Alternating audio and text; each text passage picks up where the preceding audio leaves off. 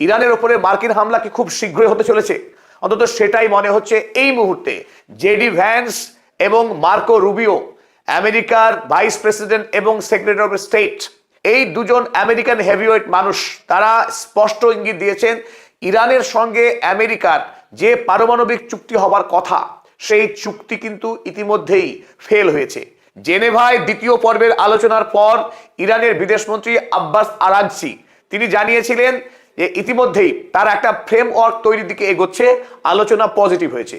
কিন্তু ঠিক তারপরেই জেডি ভ্যান্স তিনি জানালেন যে ইরান তাদের যে রেড লাইন, সেই রেড লাইন থেকে কোনোভাবেই সরছে না।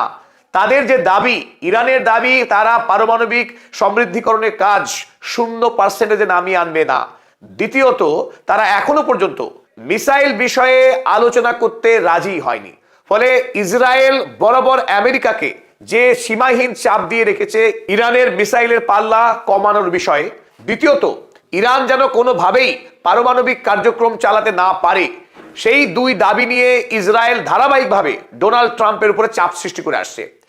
এদিকে ডোনাল্ড ট্রাম্প বা আমেরিকা যুক্তরাষ্ট্র কোনোভাবেই চায় না যে ইরান একটি পারমাণবিক শক্তিধর রাষ্ট্র হয়ে উঠুক এবং মধ্যপ্রাচ্যের সর্বশক্তিশালী রাষ্ট্র হিসেবে আত্মপ্রকাশ করুক ইরান।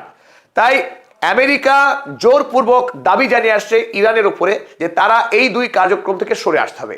অন্যদিকে ইরান, তারা এটাও ভালো করে জানে যে যদি এই মুহূর্তে আমেরিকার কাছে নতি স্বীকার করে ইসরায়েলের কাছে হার মেনে তারা এই দুই দাবি যদি মেনে নেয়, আগামী দিনে ইরান রাষ্ট্রের অস্তিত্বই থাকবে না।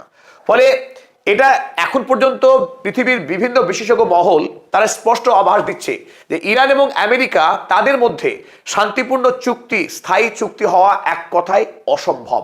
আর ভ্যান্সের গলায় আমরা সেই সুরই পেলাম। ভ্যান্স বললেন যে রেড লাইনস নট মেট, আমেরিকার দাবি ইরান মেনে নেয়নি। অন্যদিকে পৃথিবীর তাবড় তোবড় যুদ্ধ বিষয়ক ম্যাগাজিন তারাও এই একই কথার সুর টেনেছে। আমি যেমন ইউএসসি ডটসিপ ম্যাগাজিন, তারাও বলেছে ইরান ইউএস নিউক্লিয়ার টক্স মে ফেল, অর্থাৎ ইরান এবং আমেরিকার যে পারমাণবিক চুক্তি, সেই চুক্তি ব্যর্থ হওয়ার সম্ভাবনা অতি প্রবল বলে দাবি করেছে এই ম্যাগাজিন। সঙ্গত কারণেই এখানে প্রশ্ন উঠে যায়, তাহলে কি আমেরিকা শেষ পর্যন্ত ইরান হামলা করছেই এবং সেই দিন খুব বেশি দূরে নয়? আর সেই কথাই জানিয়েছে আমেরিকার শক্তিশালী মিডিয়া হাউস CNN।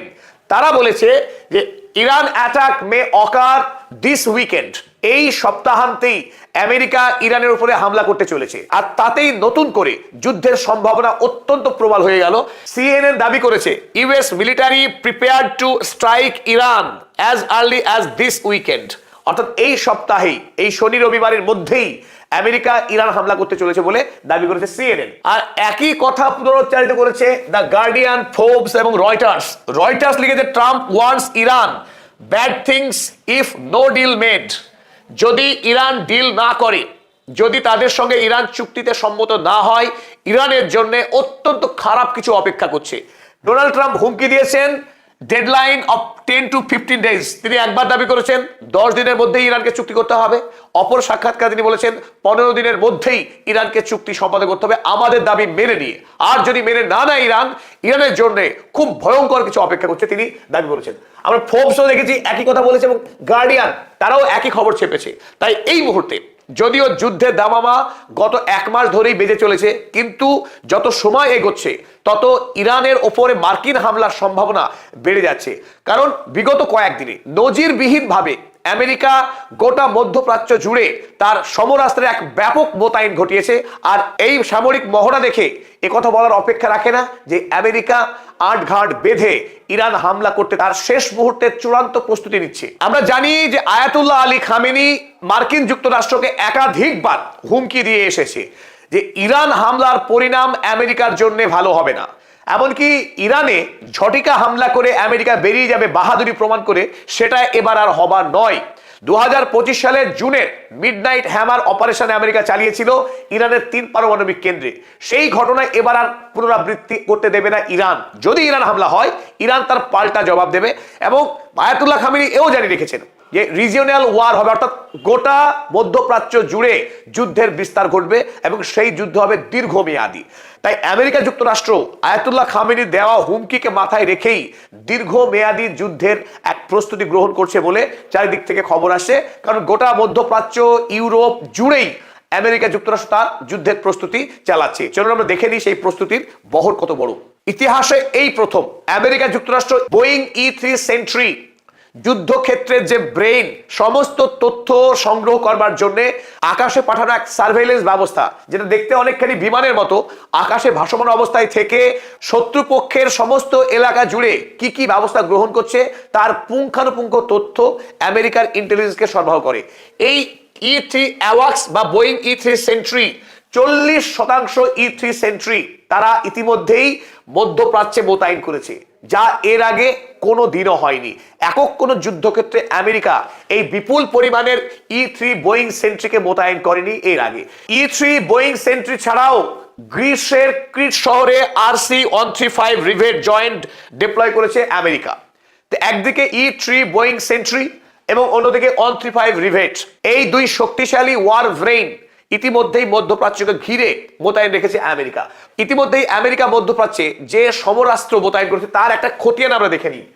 ইতিমধ্যে প্রায় 16টি যুদ্ধ জাহাজ মোতায়েন করা হয়েছে। USS Abraham Lincoln, USS Gerald R ফোর্ডের মতো মারাত্মক ক্ষমতাশালী ভয়ঙ্কর যুদ্ধ বিমানবাহী যুদ্ধ জাহাজ, যেখানে 75টিরও বেশি করে ফাইটার জেট ভাসমান অবস্থায় থাকতে পারে। আসলে এই এক একটি যুদ্ধ জাহাজ ভাসমান সামরিক ঘাঁটির মতো কাজ করে। এর শক্তি সীমাহীন, যেখানে 5000-এরও বেশি সেনা থাকতে পারে এক একটি যুদ্ধ জাহাজে। তো সেই রকম যুদ্ধ জাহাজ ইতিমধ্যে 16টি মোতায়েন করেছে আমেরিকা যুক্তরাষ্ট্র। 200-রও বেশি সাপোর্ট এয়ারক্রাফট, 60টিরও বেশি 135 রিফুয়েলার, এই সমস্ত যুদ্ধ বিমানগুলিকে তেল সরবরাহ করবার জন্য রিফুয়েলার জাহাজ সেগুলো ইউরোপের বিভিন্ন শহর জুড়ে মোতায়েন করা হয়েছে। এবং স্টিলথ ফাইটার F-35 এর মতো যুদ্ধ বিমানকে জ্বালানি সরবরাহ করার জন্য 12টারও বেশি এই রিফুয়েলার ট্যাঙ্ক হাজির করা হয়েছে ইউরোপ মহাদেশে। ইরান অত্যন্ত শক্তিশালী একটি প্রতিপক্ষ, আর একথা হাড়ে হাড়েই জানে আমেরিকা যুক্তরাষ্ট্র। সুতরাং খুব হালকাভাবে আমেরিকা নিতে চাইছে না ইরানকে। তাই ইরান হামলার আগে যতটা সম্ভব তার স্ট্র্যাটেজিকে মজবুত করা এবং নির্ভুল করা, যাতে তারা ইরানকে জয় করে ফিরতে পারে, সেই চেষ্টাই করছে আমেরিকা যুক্তরাষ্ট্র। আমরা দেখলাম আব্রাহাম লিঙ্কন আরব সাগরে অবস্থান করছে। অন্যদিকে ইউএসএস জেরাল্ড আর ফোর্ড ঠিক ইসরায়েলের পাশেই, ইসরায়েলের বন্দরে অপেক্ষা করছে। একদিকে এই ইসরায়েল হয়ে, জর্ডন হয়ে সরাসরি এই ইরানে হামলা চালাতে পারে এই দিক থেকে, অন্যদিকে আব্রাহাম লিঙ্কন থেকে অন্য দিক থেকে আক্রমণ। এই দ্বিমুখী আক্রমণের একটা নকশা এঁকে রেখেছে আমেরিকা যুক্তরাষ্ট্র। তাছাড়া আল উদেইদের মতো গোটা মধ্যপ্রাচ্য জুড়ে 19টি মার্কিন সেনা ছাউনি রয়েছে, যেখানে এই মুহূর্তে রেকর্ড পরিমাণ 50,000 সেনা মোতায়েন করেছে আমেরিকা। ইতিপূর্বে কোনোদিনও মধ্যপ্রাচ্যে 40,000 সেনা অতিক্রম করেনি। এই প্রথম ইরান হামলার আবহে আমেরিকা 50,000 মার্কিন সেনা এই সেনা ছাউনিগুলোতেই মোতায়েন করেছে, যুদ্ধ জাহাজের সেনা বাদ। এই বিপুল পরিমাণ যে প্রস্তুতি গ্রহণ করছে আমেরিকা, সেখান থেকেই স্পষ্ট হচ্ছে যে আমেরিকা ইরান হামলা না করে তারা ফিরবে না। এখানে আমেরিকার উভয় সংকট। যদি আমেরিকা যুক্তরাষ্ট্র ইরান হামলা না করে দেশে ফেরে, তাহলে আমেরিকা যে সুপার পাওয়ার সেই সম্মান থাকবে না।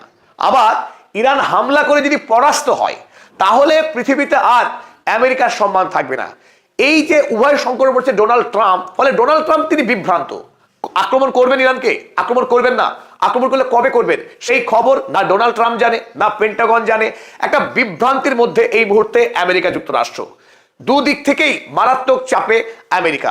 রাশিয়া এবং চীন যেভাবে ইরানের পাশে দাঁড়িয়েছে, গত পরশুদিন যেভাবে রাশিয়ার বিদেশ মন্ত্রী হুমকি দিয়েছে আমেরিকাকে, সেটাও গুরুত্ব দিয়ে ভাবতে বাধ্য হচ্ছে আমেরিকা। কারণ ইরান এককভাবে নিজেই শক্তিশালী, দ্বিতীয়ত চীন এবং রাশিয়ার মতো বন্ধু। তাই এই ত্রিশক্তি একসঙ্গে যদি লড়াই করে আমেরিকার বিরুদ্ধে, এই আরব সাগরে আমেরিকার যে সুপার পাওয়ারের গৌরব তা শেষ হয়ে যেতে পারে, ধ্বংস হয়ে যেতে পারে, সেই সম্ভাবনা অত্যন্ত প্রবল। ফলে আমেরিকা এখনো পর্যন্ত সামরিক প্রস্তুতি চালালেও তারা কোনো কংক্রিট ডিসিশনে পৌঁছতে পারছে না। আর আরো একটি দুঃসংবাদ এই মুহূর্তে ডোনাল্ড ট্রাম্পের জন্য। আমেরিকার দীর্ঘকালের যুদ্ধসঙ্গী ইংল্যান্ড, ব্রিটেন, সেই ব্রিটেন এবার সাফ জানিয়ে দিয়েছে আমেরিকাকে তারা ইরান হামলা করবার জন্য দিয়েগো গার্সিয়া সামরিক ঘাঁটি তারা ব্যবহার করতে দেবে না। ভারত মহাসাগরে অবস্থিত এই ক্ষুদ্র দ্বীপ যেটি ইংল্যান্ডের ব্যবহার করা সামরিক ঘাঁটি, যেখানে আমেরিকা ইংল্যান্ডের অনুমতি সাপেক্ষে বিপুল পরিমাণে তারা যুদ্ধ বিমান ইত্যাদি রাখে এতদিন। কিন্তু এই মুহূর্তে স্টারমার, ইংল্যান্ডের প্রধানমন্ত্রী, তিনি বেঁকে বসেছেন যে কোনোভাবেই আমেরিকাকে ইরান যুদ্ধে ইংল্যান্ড সাহায্য করবে না। ভয় কোথায়? ভয় এই কারণেই, যদি ইরান যুদ্ধ শুরু হয় সেই যুদ্ধ দীর্ঘমেয়াদী হবে। এমনি ইংল্যান্ডের অর্থনৈতিক ভঙ্গুর, আভ্যন্তরীণ রাজনৈতিক চাপ সীমাহীন, তাতে যদি দীর্ঘমেয়াদী যুদ্ধে জড়িয়ে যায় ইংল্যান্ড, তাহলে ইংল্যান্ড দেউলিয়া হতে বাধ্য। তাই এই মুহূর্তে খুব কড়া ভাষায় ইংল্যান্ড জানিয়েছে তারা কোনোভাবেই আমেরিকার সঙ্গে এই যুদ্ধে যোগদান করবে না। এমনকি দিয়েগো গার্সিয়া সামরিক ঘাঁটি ব্যবহার করতে দেওয়া হবে না। ইংল্যান্ডে আমেরিকার একাধিক সামরিক ঘাঁটি আছে, সেই সামরিক ঘাঁটিগুলো আমেরিকার জন্য অত্যন্ত গুরুত্বপূর্ণ, কারণ ইংল্যান্ড আমেরিকার নির্ভরযোগ্য সামরিক সঙ্গী। তাই তাকে যতখানি বিশ্বাস করতে পারে আমেরিকা, অন্য কাউকে পারে না। ইংল্যান্ডে আমেরিকার কিছু ক্রিটিক্যাল সামরিক ঘাঁটি আছে, যেখানে F-35 এর মতো গুরুত্বপূর্ণ বিমানগুলো সেখানে রাখা আছে। সেই সমস্ত সামরিক ঘাঁটিগুলো ব্যবহার করতে দেবে না ইংল্যান্ড, সাফ জানিয়েছে ইরান যুদ্ধের কারণে। আমরা দেখলাম RAF লেকেনহেল স্টিল ফাইটার জেটস যে হাব ছিল ব্যবহার করতে দেবে না। RAF মিল্ডেন হল রিফুয়েলিং অ্যান্ড কমান্ড হাব ব্যবহার করার কোনো অনুমতি নেই। RAF ফেয়ারফোর্ড লজিস্টিক্স, এইরকম ইংল্যান্ডে থাকা 6টি সামরিক ঘাঁটিকে ইংল্যান্ড জানিয়েছে তারা আমেরিকাকে ইরান হামলার কাজে ব্যবহার করতে দেবে না। এতে আমেরিকার মনোবল কিছুটা হলেও চিড় হচ্ছে, কারণ তার স্ট্র্যাটেজি অতখানি শক্তিশালী হবে না যদি ইউরোপ, বিশেষ করে ইংল্যান্ড আমেরিকার পাশে না থাকে। আমেরিকা অনেকখানি দুর্বল হবে। অন্যদিকে 20 তারিখ অর্থাৎ গতকাল আরো একটি বড়সড় খবর প্রকাশিত হয়েছে। The Times of Israel, Israel থেকে প্রকাশিত হয়েছে এই সংবাদ। ইরান ইতিমধ্যেই রাষ্ট্রসংঘকে চিঠি দিয়ে তারা জানিয়েছে যদি আমেরিকা ইরান হামলা করে তাহলে মধ্যপ্রাচ্যে থাকা আমেরিকার সৈন্য এবং আমেরিকার যে সামরিক যে পরিকাঠামো, সেই পরিকাঠামোগুলোতে ইরান পাল্টা হামলা করবে এবং সেই হামলা ইরানের জন্য ন্যায়সঙ্গত হবে। সেই বিষয়ে তারা জাতিসংঘকে চিঠি দিয়ে সাফ জানিয়ে রেখেছে যে তাদের যদি কোনো সিদ্ধান্ত নেওয়ার থাকে, যুদ্ধ থামাবার বা কোনো উদ্যোগ যদি গ্রহণ করবার ক্ষমতা থাকে রাষ্ট্রসংঘের, সেটা আগেই গ্রহণ করুক। অন্যথা ইরান যদি পাল্টা হামলা করে আর তার বিনিময়ে যদি ইরানের উপরে স্যাংশন লাগানো হয়, সেটা অন্যায় হবে। সেই কথা কিন্তু ইরান সাফ জানিয়েছে রাষ্ট্রসংঘকে। অর্থাৎ ইরানও প্রস্তুত, ইরান জানে তার উপরে হামলা করা হতে পারে এবং যদি হামলা করা হয় ইরান ছেড়ে কথা বলবে না আমেরিকাকে, সেটা অফিসিয়ালি রাষ্ট্রসংঘকে ইরান জানিয়ে দিয়েছে। আমেরিকার প্যালপিটেশন বাড়িয়ে দিয়ে, আমেরিকার ধুকধুকুনি অনেকখানি বাড়িয়ে দিয়েছে আরো একটি খবর। খবরটা কি? অত্যন্ত রোমহর্ষক খবর। চীন ইতিমধ্যেই আমেরিকার F-35 ফাইটার জেট আদলে তারা আরো শক্তিশালী ফাইটার জেট বানিয়েছে, যে খবর ইতিমধ্যেই সবার জানা। তবে এই মুহূর্তে চীন গোপনে ইরানের কাছে J-20 এই ভয়ঙ্কর যুদ্ধ বিমান, যে যুদ্ধ বিমান কর্মক্ষমতা দক্ষতায় আমেরিকার তৈরি F-35 বিমানকে বলে কয়ে হারাবে, সেই চেংডু J-20 এই ফাইটার জেট ইতিমধ্যেই ইরানে পাঠিয়েছে চীন। যদিও সেই খবর বেসরকারি কাগজে, মিডিয়াতে ছয়লাপ হয়ে গেছে, যদিও চীন বা ইরান এই বিষয়ে এখনো মুখে কুলুপ এঁটে আছে। ইরান সরকারিভাবে স্বীকার করেনি যে তাদের হাতে ইতিমধ্যেই J-20 ফাইটার জেট পৌঁছে গেছে। এই ক্ষেত্রে অনেকের অনুমান, জুন মাসে মিডনাইট হ্যামার অপারেশনের পর ইরান চীনের কাছ থেকে MQ-9 যে এয়ার ডিফেন্স সিস্টেম এনেছিল, সেই খবর সেই মুহূর্তে পৃথিবী কেউ জানতো না। অনেক পরে পৃথিবী জানতে পারে যে ইরানের হাতে ইতিমধ্যেই চীনের এই এয়ার ডিফেন্স সিস্টেম পৌঁছে গেছে।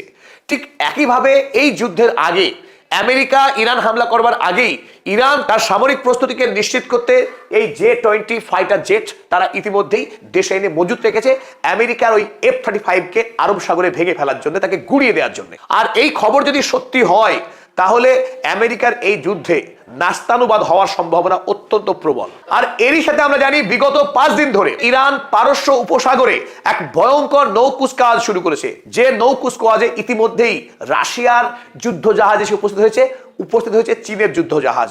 এই 3 দেশ মিলিতভাবে পারস্য উপসাগর এবং ওমান উপসাগরে তারা একসঙ্গে মিলিত কুচকাওয়াজ করছে। তাই একথা বলা যায় যে এই সামরিক জাহাজগুলো যারা ইতিমধ্যে ইরানের সঙ্গে ড্রিল করছে, এই যুদ্ধ জাহাজ ফিরে যাওয়ার জন্য আসেনি। এটাই অনুমান যে যতদিন না পর্যন্ত যুদ্ধ সম্ভাবনা কমছে, ততদিন চীন এবং রাশিয়া ইরানের সঙ্গে কাঁধে কাঁধ মিলিয়ে থাকবে পারস্য উপসাগরে। টাইমস অফ ইসরায়েল এই খবর ছেপেছে, তারা বলেছে যে Iran and Russia to conduct navy drill in Gulf of Oman and Northern Indian Ocean. Israel তারা খবরের কাগজে জানাচ্ছে যে রাশিয়া এবং ইরান যৌথ সামরিক মহড়া চালাচ্ছে তারা পারস্য উপসাগরে। সুতরাং এই পরিস্থিতিতে ডোনাল্ড ট্রাম্পের জন্য সামরিক সিদ্ধান্ত গ্রহণ করা অত্যন্ত কঠিন হয়ে পড়ছে। পাশাপাশি রাশিয়ার বিদেশমন্ত্রী লভরভ তিনি জানিয়েছেন ইরান হামলার ফল আমেরিকার জন্য ভালো হবে না, আমেরিকাকে ভয়ঙ্কর মাসুল গুনতে হবে যদি আমেরিকা অন্যায় করে ইরান হামলা করে। এইসব গুঞ্জনের মধ্যেই 18 তারিখ মধ্যরাত দক্ষিণ ইরানে মাটি থেকে 10 কিলোমিটার গভীরে এক ভয়ঙ্কর ভূকম্প হয়, যার পরিমাপ ছিল রিক্টার স্কেলে 5.5।